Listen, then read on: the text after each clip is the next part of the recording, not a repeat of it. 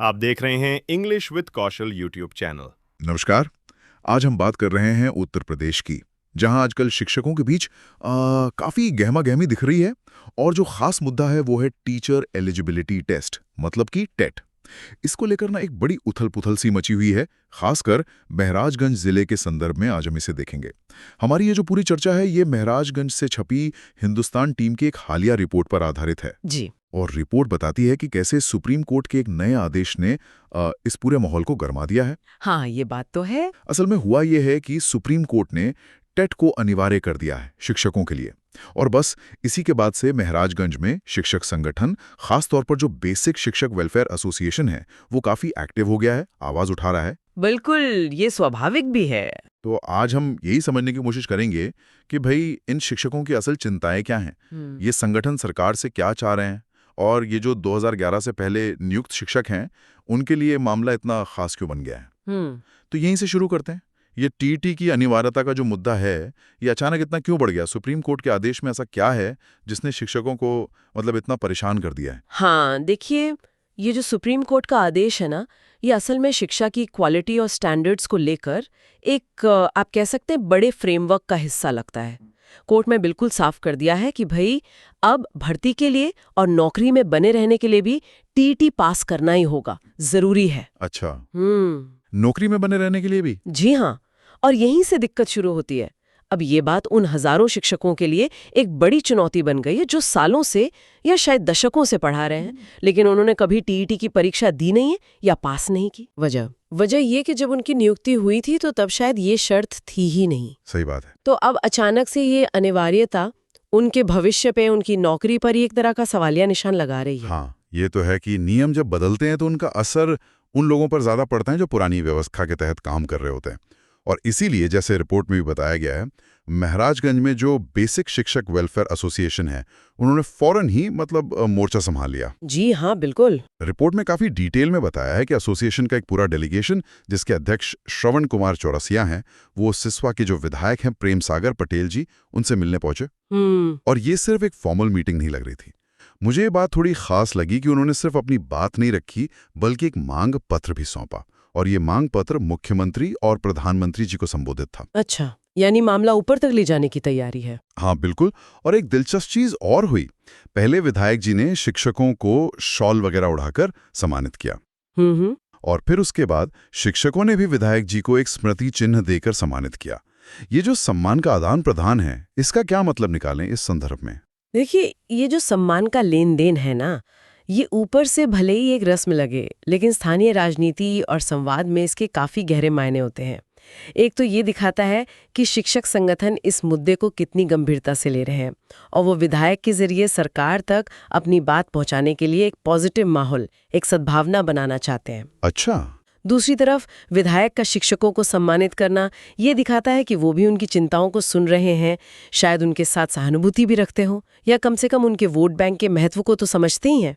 हाँ, ये भी हो सकता है।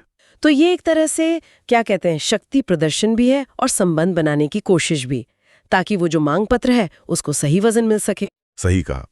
लोकल लेवल पर ऐसे कदम उठाने पड़ते हैं अपनी बात ऊपर तक पहुंचाने के लिए। तो खैर, अब आते हैं उस मांग पत्र के मेन पॉइंट पर। उनकी सबसे बड़ी, सबसे अहम मांग क्या है? मांग बिल्कुल साफ और सीधी है।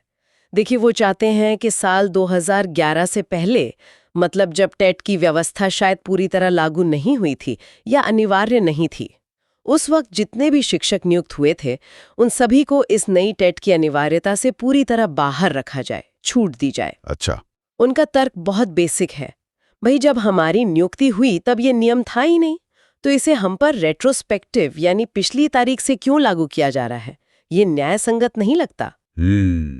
ये तर्क तो वाजिब लगता है, पर रिपोर्ट में एक लाइन है जो मुझे चौंका रही है। शिक्षकों के हवाले से लिखा है कि टेट अनिवार्य होने से हजारों शिक्षक बेकार हो जाएंगे। बेकार हो जाएंगे, ये शब्द तो बहुत भारी है। क्या वाकई स्थिति इतनी गंभीर है? देखिए, बेकार हो जाएंगे शब्द का इस्तेमाल शायद उनके डर और अनिश्चितता की इंतहा को दिखाता है, लेकिन ये डर पूरी तरह निराधार भी नहीं कहा जा सकता। अगर सुप्रीम कोर्ट के आदेश को बिल्कुल अक्षरशः लागू किया जाता है और जो शिक्षक मान लीजिए टेट पास नहीं कर पाते, उन्हें सेवा से हटा दिया जाता है, तो हाँ, हजारों की संख्या में लोग अपनी नौकरी खो सकते हैं। बाप रे। जरा सोचिए, महाराजगंज जैसे जिले में या पूरे उत्तर प्रदेश में ही ले लीजिए, अगर हजारों अनुभवी शिक्षक अचानक सिस्टम से बाहर हो जाते हैं तो स्कूलों में पढ़ाई का क्या होगा? हाँ, ये तो बड़ा सवाल है। खाली पदों को भरने में कितना वक्त लगेगा, और सबसे बड़ी बात, उन शिक्षकों और उनके परिवारों पर क्या बीतेगी? तो ये सिर्फ नौकरी जाने का डर नहीं है, ये पूरे सामाजिक आर्थिक ताने बाने पर असर डालने वाली बात हो सकती है। और इस डर के पीछे क्या आदेश में कुछ ऐसी खास शर्तें भी हैं जो उन्हें और ज्यादा परेशान कर रही हैं? रिपोर्ट में कुछ बारीकियों का जिक्र था शायद। जी हाँ, बिल्कुल। रिपोर्ट कुछ ऐसी शर्तों पर रोशनी डालती हैं जो प्रैक्टिकली बहुत मुश्किल लग रही हैं शिक्षकों को। एक शर्त तो ये है कि जिन शिक्षकों को नौकरी करते हुए 5 साल से ज्यादा हो गए हैं, लेकिन उन्होंने टीईटी पास नहीं किया है, उन्हें अगले 2 साल के अंदर ये परीक्षा पास करनी होगी। 2 साल में? हाँ, सिर्फ 2 साल में।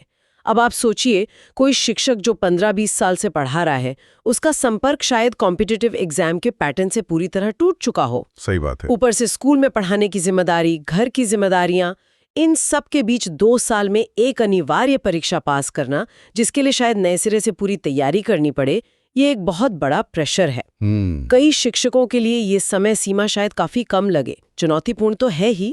और एक और पहलू है जो मुझे खास तौर पर जो सीनियर टीचर्स हैं जी, उनके लिए चिंताजनक लगा। रिपोर्ट बताती है कि जिनकी रिटायरमेंट में 5 साल से भी कम का वक्त बचा है, हाँ, उन्हें प्रमोशन से वंचित कर दिया जाएगा अगर वो टेट पास नहीं है।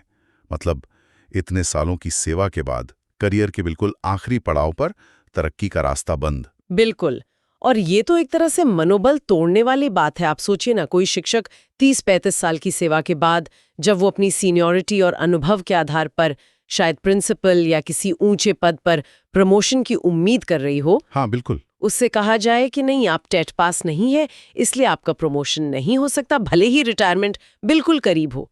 ये सिर्फ आर्थिक रूप से नुकसानदेह नहीं है क्योंकि प्रमोशन से सैलरी बढ़ती है, बल्कि ये उनके इतने सालों के योगदान को एक तरह से कमतर आंकने जैसा है।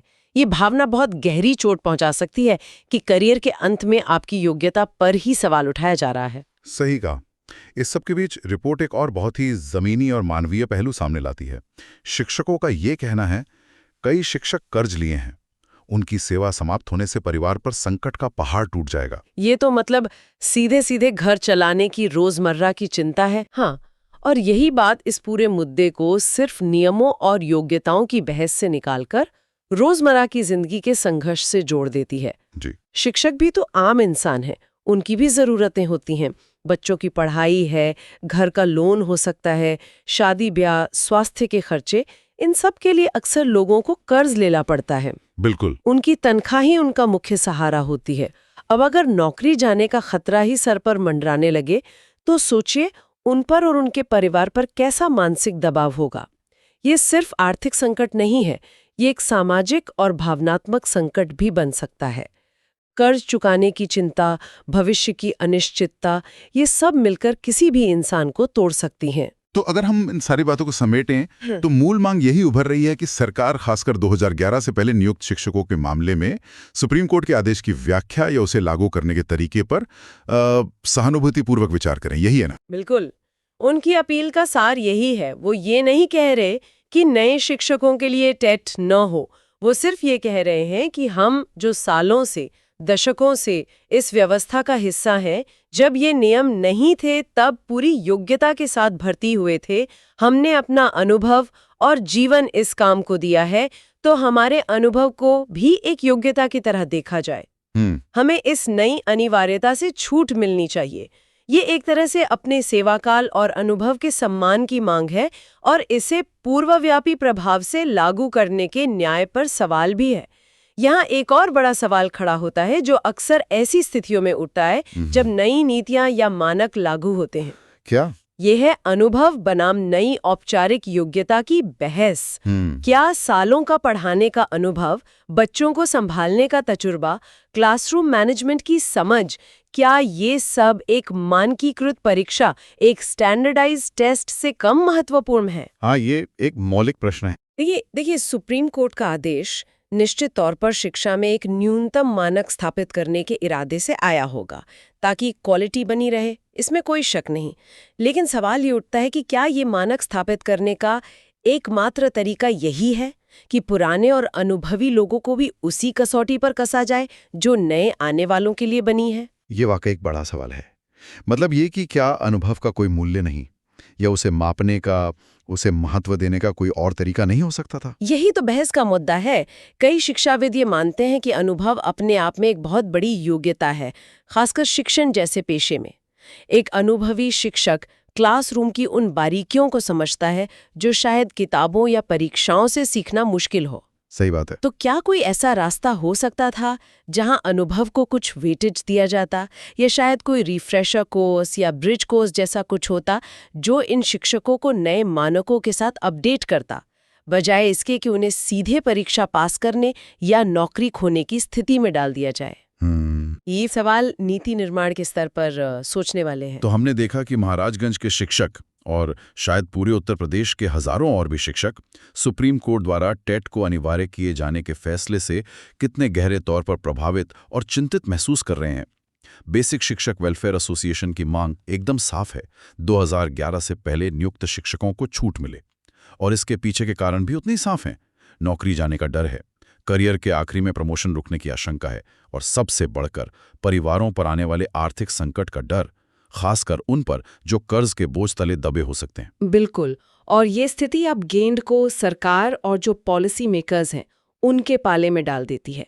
उनके सामने अब एक तरह की दोहरी चुनौती है।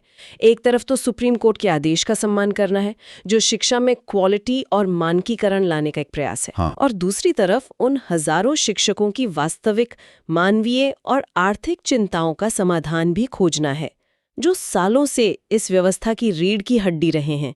ये संतुलन साधना आसान नहीं होगा। ये बात तो है। इस पर विचार करना बहुत जरूरी है कि क्या अनुभव को मान्यता देने, बदलती शैक्षिक जरूरतों को पूरा करने और सुप्रीम कोर्ट के आदेश की मंशा को बनाए रखने के बीच कोई बीच का रास्ता निकल सकता है?